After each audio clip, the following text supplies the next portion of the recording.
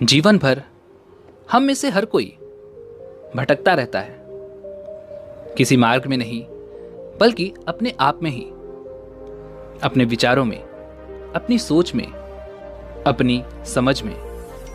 हम अपने आप को जानने के लिए हर रोज कुछ न कुछ प्रयत्न करते रहते हैं, लेकिन हमें जानना क्या है? हमें तो अपने बारे में सब कुछ पता है। हम अच्छा खासा कमा रहे हैं, हमारी अच्छी खासी नौकरी है, घर में सभी लोग खुश हैं और हम अच्छी खासी जिंदगी जी रहे हैं। उतार चढ़ाव तो सभी की जिंदगी में आते जाते रहते हैं, लेकिन फिर भी हमारे मन में एक सवाल हमेशा रहता है। हमें अपने आप को और अच्छे से जानना है। अपने आप को जानना वास्तव में देखा जाए तो किसी दुख से कम नहीं है। हम अपने बारे में कितना भी जान लें, लेकिन हमारे मन में एक कमी हमेशा रहती है कि हमें तो कुछ नहीं पता। जब कोई ज्ञानी व्यक्ति हमें कुछ सुनाते हैं, कुछ बताते हैं, तो हमें लगता है कि ये सब तो हमें पहले से ही पता है, तो इसमें नया क्या है? और देखा जाए तो हर कोई अपने आप में एक ज्ञानी है। आप चाहे किसी से भी पूछ लें, वो आपको ये जरूर बता देगा कि क्रोध करना बुरा है, कामना बुरी है, किसी दूसरे की बुराई करना या किसी के लिए मन में द्वेष रखना भी एक बुराई ही है। लालच, डर, ये सभी बुरे हैं। हमें तो साहस करना चाहिए, हिम्मत करनी चाहिए और अपने जीवन में आगे बढ़ना चाहिए। जीवन भर सिर्फ चिंता करते रहना, जरूरत से ज्यादा सोचते रहना, ये सब हमें कभी भी आगे नहीं जाने देते। ये सब हम जानते हैं, फिर हमें ऐसा क्या जानना है जो हम नहीं जानते? तो फिर से वही बात आ जाती है कि आखिर हम क्या जानना चाहते हैं। तो ये वो चीज है जिसे हम कहते हैं ध्यान, जिससे हमारे सारे सवालों का जवाब हमें मिल जाएगा। हमारे दिमाग में ध्यान का मतलब रहस्य है। जब हम साधना करते हैं तो इस रहस्य के जरिए हमारे सभी सवालों के जवाब हमें मिल जाते हैं, पर हमें किस रहस्य को जानना है ये हमें नहीं पता। कुल मिलाकर हमारी पूरी जिंदगी इसी एक सवाल के आगे पीछे इर्द गिर्द घूमती रह जाती है, और इसका कारण क्या है ये हम कभी जानने की कोशिश भी नहीं करते। तो चलिए आज की इस छोटी सी कहानी के माध्यम से हम ये जानते हैं कि हमें भला क्या जानना है और हमें ये जानने की जरूरत ही क्यों है। किसी नगरी में एक बहुत ही सिद्ध साधु रहा करते थे। उनका एक शिष्य भी था। वह शिष्य एक दिन अपने गुरुवर के पास आता है और उनसे कहता है कि हे गुरुवर, आप मुझे जो कुछ भी बताते हैं, जो कुछ भी मुझे समझाते हैं, वो सब कुछ मुझे समझ में आता है। वो सब कुछ आप सही बताते हैं, सब कुछ ठीक बताते हैं, लेकिन मेरे मन में एक सवाल हमेशा ही रहता है। न जाने मुझे हमेशा ऐसा क्यों लगता है कि मुझे कुछ भी नहीं पता। जब आप मुझसे कहते हैं कि क्रोध नहीं करना चाहिए, क्रोध बुरी चीज है, ये सब जानते हुए भी मैं अपने आप को क्रोध करने से रोक नहीं पाता हूं। मैं किसी न किसी कारणवश क्रोध कर ही बैठता हूं। तो ये सब जानने का अर्थ क्या हुआ? मुझे इन सब के बारे में जानकारी है, फिर भी मेरे साथ ऐसी गड़बड़ क्यों हो जाती है? इस पर उन गुरुवर ने अपने शिष्य से कहा कि इसके पीछे तुम्हारी बुद्धि है, तुम्हारा दिमाग है। वह शिष्य अपने गुरुवर से कहता है कि हे गुरुवर, मैं आपकी बात समझ नहीं पाया। इस पर वह गुरुवर अपने शिष्य से कहते हैं कि मैं तुम्हें जब कुछ समझाता हूं और तुम्हें कुछ बताता हूं तो तुम उसे कुछ और ही समझ लेते हो, क्योंकि तुम्हारी बुद्धि में पहले से ही कुछ और जानकारियां भी भरी हुई हैं। इस पर वह शिष्य अपने गुरुवर से कहता है कि हे गुरुवर, हमारी बुद्धि इसीलिए तो बनी होती है, ताकि हम अधिक से अधिक जानकारियां सीख सकें, जान सकें। तो क्या हमें इन जानकारियों को ग्रहण नहीं करना चाहिए? इस पर वह गुरुवर अपने शिष्य से कहते हैं कि जिस बुद्धि से तुम इस समाज के बारे में जानकारी लेते हो, जिस बुद्धि से तुम दूसरों का ज्ञान भी ग्रहण करते हो, उस बुद्धि से तुम कभी भी अपने बारे में नहीं जान सकोगे, क्योंकि तुम्हारी यह बुद्धि सिर्फ तुम्हें बाहरी ज्ञान ही दिला सकती है। तुम्हारे आंतरिक ज्ञान के लिए तुम्हारी यह बुद्धि तुम्हें कुछ नहीं सिखा सकती, और ना ही आंतरिक ज्ञान के लिए तुम इस बुद्धि से कुछ भी ग्रहण कर सकते हो। इस पर वह शिष्य अपने गुरुवर से कहता है कि हे गुरुवर, मुझे आपकी बातें समझ नहीं आ रही, कृपया करके मुझे स्पष्ट और साफ तौर पर समझाइए कि इसका अर्थ क्या हुआ। इस पर वह गुरुवर अपने शिष्य से कहते हैं कि क्या तुमने राजा का महल देखा है? वह शिष्य कहता है कि हाँ, मैंने उनका महल देखा है। इस पर वह गुरुवर अपने शिष्य से फिर एक सवाल पूछते हैं, क्या तुमने उनका महल भीतर से देखा है? वह शिष्य कहता है, नहीं, मैंने सिर्फ बाहर से ही देखा है। वह गुरुवर फिर से एक बार अपने शिष्य से सवाल करते हैं कि राजा का महल भीतर से कैसा दिखता है? वह शिष्य अपने गुरु की इस सवाल का जवाब देते हुए कहता है कि हे गुरुवर, जब मैंने उस महल को अंदर से देखा ही नहीं, तो भला मैं उसे आपको कैसे बता सकता हूं? इस पर वह गुरुवर अपने शिष्य से कहते हैं कि बिल्कुल ठीक, जब तुमने उसे अंदर से देखा ही नहीं, तो तुम भला कैसे बता सकते हो? तो ठीक है, तुम मेरा एक काम करो, तुम अभी राजा के महल जाओ और राजा के महल को भीतर से देख कर आओ, और उसके बाद मुझे बताना।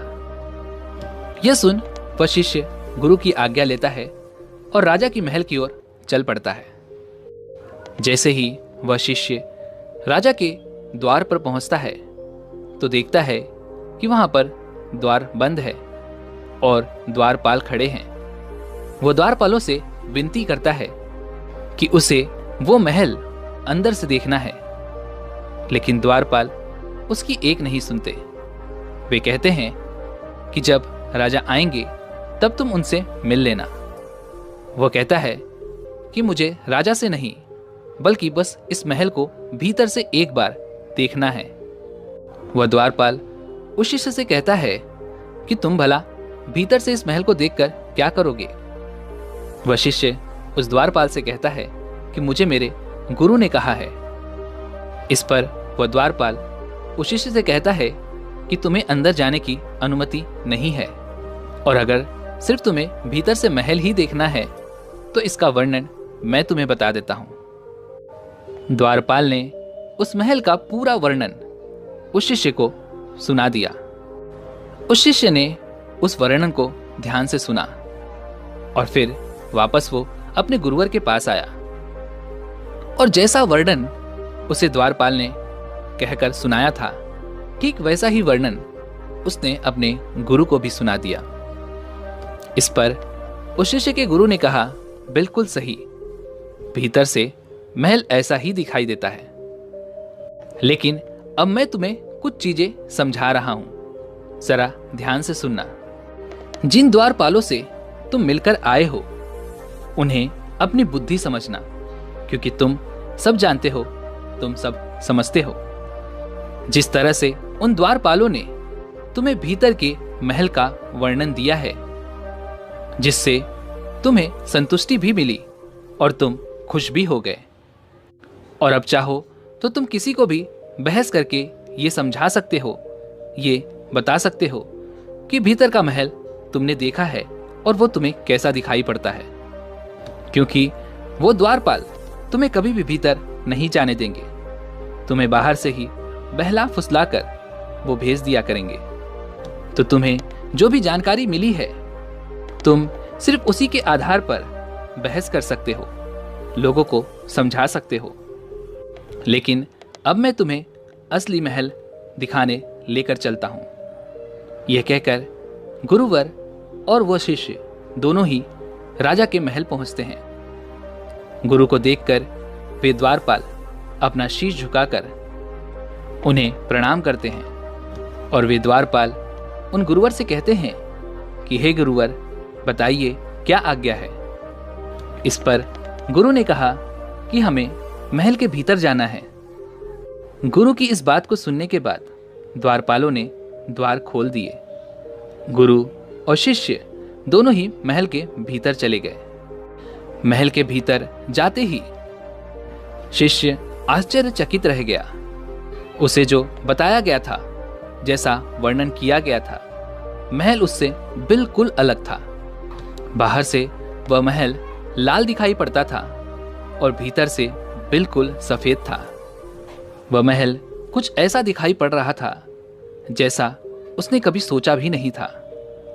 इस पर गुरुवर ने अपने शिष्य से कहा, क्या जैसा वर्णन तुम्हें उन द्वारपालों ने किया था, यह महल वैसा ही है? इस पर उस शिष्य ने कहा, नहीं गुरुवर, यह महल जिस तरह से वर्णन किया गया था उससे बिल्कुल अलग है। इसकी तो मैं कल्पना भी नहीं कर सकता। आगे उन गुरुवर ने अपने शिष्य से कहा, जिस प्रकार मेरे साथ आने पर द्वारपालों ने हमें सिर झुकाकर प्रणाम किया और अंदर आने के लिए हमें अनुमति भी दी, ठीक उसी प्रकार हमारी बुद्धि भी होनी चाहिए। अर्थात जब हम अपने अंदर और अपने भीतर झांकने की कोशिश करें तो हमारी बुद्धि हमारे आदेश का इंतजार करे, ना कि हमें समझा बुझाकर वहीं से वापस भेज दे। आगे उन गुरुवर ने अपने शिष्य से कहा कि हम इस जगत में, इस संसार में जो कुछ भी देखते हैं, सीखते हैं, समझते हैं और जानते हैं, वो सब कुछ सिर्फ और सिर्फ हमारी बुद्धि के बाहरी ओर ही होता है। हम इतना कुछ कूड़ा करकट अपने बुद्धि में भर लेते हैं कि हमें भीतर जाने की आवश्यकता कभी महसूस ही नहीं होती। हमें लगता है कि हम सब कुछ जानते हैं और हमारी बुद्धि भी हमें वही समझाती है जो हम जानते हैं। इसलिए हम सिर्फ बाहर ही भटकते रह जाते हैं और भीतर कभी जाने की कोशिश भी नहीं करते। यह सब सुन वह शिष्य अपने गुरुवर से कहता है कि हे गुरुवर, हमें इस गलती को सुधारने के लिए क्या करना चाहिए? तभी वह गुरुवर उस शिष्य को लेकर वापस आश्रम की ओर लौट जाते हैं और उस शिष्य को एक पौधे के पास ले जाते हैं। वहां उस पौधे के सामने खड़ा करके अपने शिष्य को वह गुरुवर कहते हैं कि तुम्हें इस पौधे को रोज पानी देना है, लेकिन मेरी एक बात याद रखना कि पानी सिर्फ और सिर्फ पौधे की पत्तियों तक ही सीमित होनी चाहिए। पानी कभी भी जड़ में ना जा पाए। शिष्य अपने गुरुवर की बात मान जाता है और वह लगातार उस पौधे को पानी देना शुरू कर देता है और वह पानी सिर्फ और सिर्फ पत्तियों तक ही सीमित रह जाता है। इसी प्रक्रिया को वह शिष्य लगभग 15 दिनों तक अपनाता है और 15 दिनों के बाद वह पौधा धीरे धीरे मुरझाने लग जाता है। उस पौधे को देख मानो ऐसा लगता है कि उसमें कोई जान ही ना रह गई हो। एक दिन वह गुरुवर वापस अपने उस शिष्य के पास आते हैं और देखते हैं कि वह पौधा पूरी तरह से मुरझा चुका है। तभी गुरुवर उस शिष्य से कहते हैं कि अब मेरी बात ध्यान से सुनना और समझना। इस पौधे की तरह हम अपनी जड़ों तक कभी नहीं पहुंच पाते। हमारी बुद्धि पौधों की तरह है। जिस तरह से तुमने सिर्फ पत्तियों को पानी दिया और ये पेड़ पूरी तरह से मुरझा गया है, ठीक उसी प्रकार हम जो ज्ञान लेते हैं, जो भी समझ पाते हैं, जान पाते हैं, ये सारा ज्ञान हमारी बुद्धि के सिर्फ ऊपरी तौर पर होता है। ये कभी भी उन जड़ों तक नहीं पहुंच पाता जहां पर इन्हें पहुंचना चाहिए और हम जीवन भर सिर्फ उस ऊपरी ज्ञान पर ही घमंड करते रह जाते हैं। जैसे हम इस पौधे के पत्तों को पानी दे रहे थे, लेकिन वह पोषण इसके जड़ों तक नहीं पहुंच पाया और आखिरकार यह पौधा पूरी तरह से मुरझा गया। ठीक उसी प्रकार जो ज्ञान हम पाते हैं वो हमारे दिमाग के सिर्फ ऊपरी तौर पर होता है और हम अपने अंदर के ज्ञान को कभी समझ ही नहीं पाते। तभी गुरुवर ने पास ही में पड़े हुए पानी के एक छोटे से बर्तन को उठाया और पूरा पानी उस पौधे के जड़ में देना शुरू कर दिया। और ये देते हुए उन्होंने अपने इस शिष्य को समझाते हुए कहा कि अगर हम इस पानी को यानी इस पोषण को सीधा उस पौधे के जड़ में देते हैं तो वह पोषण इस पूरे पौधे के हर एक अंग में जा मिलता है, जैसे पत्तों में, तनों में और जड़ों में। लेकिन वही पोषण यानी वही पानी सिर्फ अगर हम पत्तों में दें तो वो सिर्फ पत्तों तक ही सीमित हो जाता है और वो पोषण पौधे के किसी भी और अंग तक नहीं मिल पाता।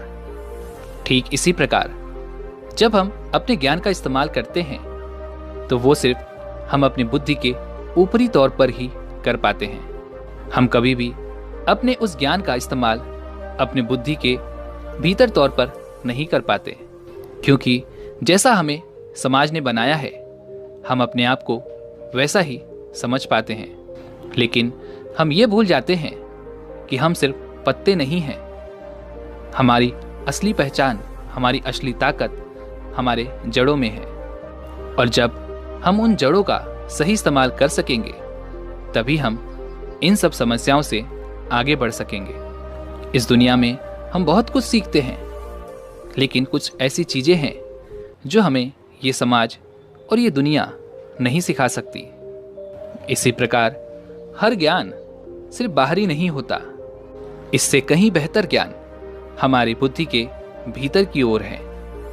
जैसे कि हमें क्रोध करना कोई नहीं सिखाता, प्रेम करना हमें कोई नहीं सिखाता। प्रेम हमारे भीतर से आता है, दया हमारे भीतर से आती है, क्रूरता, काम वासना यह सब हमें कोई नहीं सिखाता। ये सब हमारे भीतर का ही ज्ञान है। ऐसे ही हमारे बहुत सारे अनुभव हैं जो कभी ऊपर नहीं आते, वो अंदर ही दबे रह जाते हैं। क्योंकि इस समाज में, इस संसार में हमने जो कुछ भी देखा है, जो कुछ भी ज्ञान लिया है, उससे हम ये मान चुके हैं कि हमें सब कुछ पता है। और जिन्हें ऐसा लगता है कि उन्हें कुछ भी नहीं पता, उन्हें उनकी बुद्धि ने यानी उन द्वारपालों ने अच्छी तरह से समझा बुझा दिया है। इसलिए हम केवल अपने ऊपरी पत्तों को ही निहारते रह जाते हैं और अपने ऊपरी ज्ञान का ही इस्तेमाल करते हैं। और हम सब कुछ जानते हुए भी कुछ भी नहीं सीख पाते, कर पाते, क्योंकि हम अपनी जड़ों तक कभी पहुंच ही नहीं पाते। अर्थात कि तुम्हें क्या पता है ये तो पहले से ही तुम जानते हो, लेकिन तुम्हें क्या नहीं पता इसके बारे में तुम्हें अवश्य ध्यान देना चाहिए। इस पर वह शिष्य अपने गुरुवर से कहता है कि हे गुरुवर, आपकी कृपा से आज मुझे मेरी गलती का एहसास हो चुका है। अब से मुझे क्या पता है इस चीज को छोड़कर मुझे क्या नहीं पता है, इस बात पर अवश्य और अधिक ध्यान दूंगा। और अब से मैं वही देखने की कोशिश करूंगा जो वास्तव में है। तो दोस्तों, अब से कोशिश कीजिएगा कि आप अपने बुद्धि के बाहर की ओर नहीं बल्कि बुद्धि की अंदर की ओर ध्यान दें।